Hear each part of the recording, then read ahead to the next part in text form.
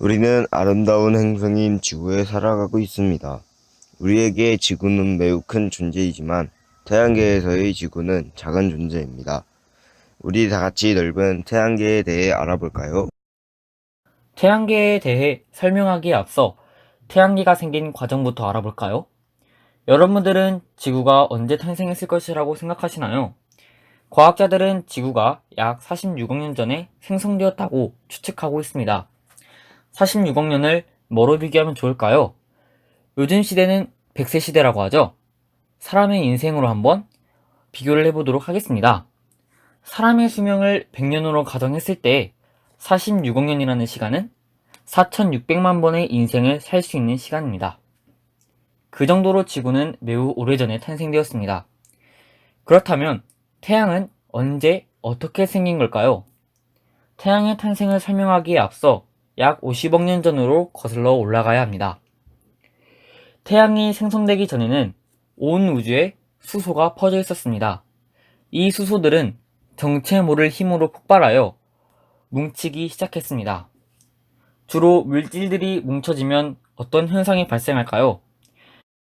바로 질량을 가지게 되고 점차 커지게 됩니다. 그렇기 때문에 점점 질량이 커지면서 중력이 생기게 됩니다. 여기서 잠깐, 질량을 가지게 되면 중력이 생긴다는 것은 뉴턴 아저씨가 만유인력의 법칙을 발표하면서 밝혀졌습니다. 이 중력 때문에 수소들이 점차 빠르게 모이고 그 수소의 중심은 어마무시한 압력을 받게 됩니다. 압력이 커지면 온도가 높아진다는 것은 중학교 때 배웠기 때문에 아실 겁니다. 그래서 온도가 점차 높아지게 되고 중심의 온도가 무려 15,000도에 도달하게 됩니다. 이 온도에 도달하게 되면 수소 핵융합 반응을 일으키게 됩니다. 여기서 잠깐, 수소 핵융합 반응이란 수소가 융합하여 헬륨이 되는 과정이며 별의 주 에너지원이라고 생각하시면 됩니다. 그래서 이 반응을 일으키면서 우리의 생활에 꼭 필요한 태양이 탄생하게 됩니다.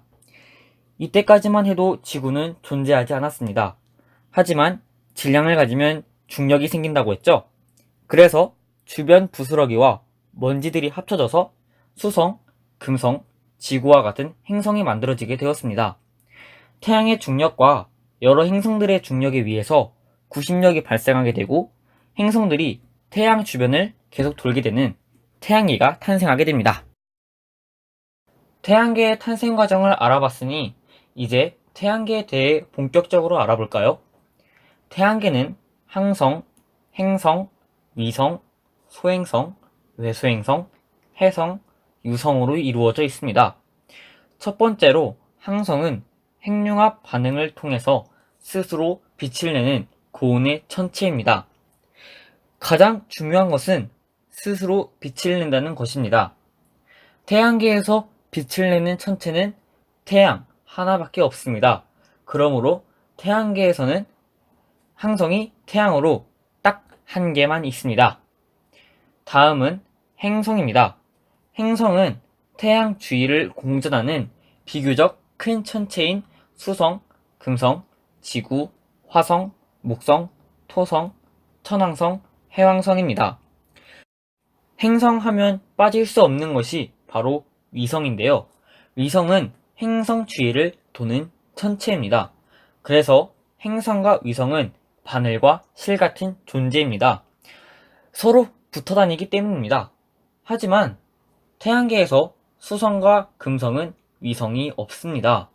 수성과 금성은 태양에 너무 가까워서 위성이 존재할 수 없는 온도이기에 없는 것이라고 많은 과학자들이 추측하고 있습니다. 다 위성이 있어야 외우기 쉬울 텐데 특정 행성만 위성이 없어서 외우기 어려울 것 같은 분들을 위해 팁 하나 드리겠습니다. 수성, 금성과 같이 있어야 할 위성, 즉 실이 태양에 의해 타버려서 없어졌다고 외우면 쉬울 것 같습니다. 다음은 소행성입니다. 소행성이란 주로 화성과 목성의 공전궤도 사이에서 태양의 주위를 공전하고 있는 작은 천체들입니다. 소행성은 단단한 암석 덩어리로 크기가 매우 다양하며 모양이 불규칙적입니다. 그리고 화성과 목성 사이의 공간에서 거의 원형 궤도로 태양 주위를 돌고 있습니다. 그런데 소행성들은 수가 약 23만 개로 매우 많습니다. 그래서 많은 소행성 중의 일부는 긴 타원 궤도로 공전하여 수성보다 가까이 태양에 접근하기도 하고 천왕성의 공전 궤도까지 멀어지기도 합니다. 그 다음으로 외소행성입니다. 외소행성이란 태양 주위를 공전하는 천체 중 모양이 둥글지만 중력이 충분히 크지 않는 행성을 의미합니다. 간단하게 외소행성은 소행성과 행성의 중간 형태의 천체를 분류하는 말이라고 알아두시면 될 것 같습니다. 외소행성에는 대표적으로 세레스, 구명왕성, 에리스 등이 있습니다. 여기서 잠깐, 일부 어른들은 왜 명왕성이 행성이 아니냐는 의문을 가질 수도 있습니다. 왜냐하면 명왕성은 2006년 7월까지만 해도 행성이었기 때문입니다.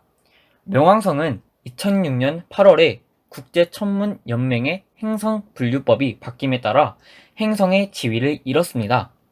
명왕성이 행성에서 제외된 이유는 세 가지가 있습니다.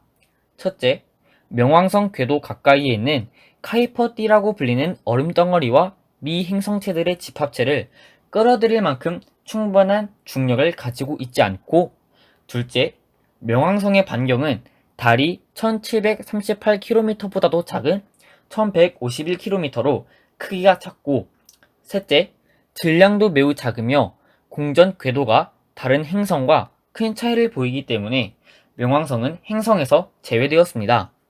하지만 명왕성도 위성은 가지고 있습니다. 카론, 닉스, 히드라, 케르베로스, 스틱스, 이렇게 5개의 위성을 가지고 있습니다. 다음은 해성입니다. 해성은 헨리 해성을 통해 들어본 사람이 많으실 겁니다. 헨리 해성은 태양계의 대표적인 해성으로 76년을 주기로 지구로 돌아온다고 합니다. 최근에 1986년에 지구에 왔다고 하니 다음에는 2062년에 다시 지구로 오겠네요.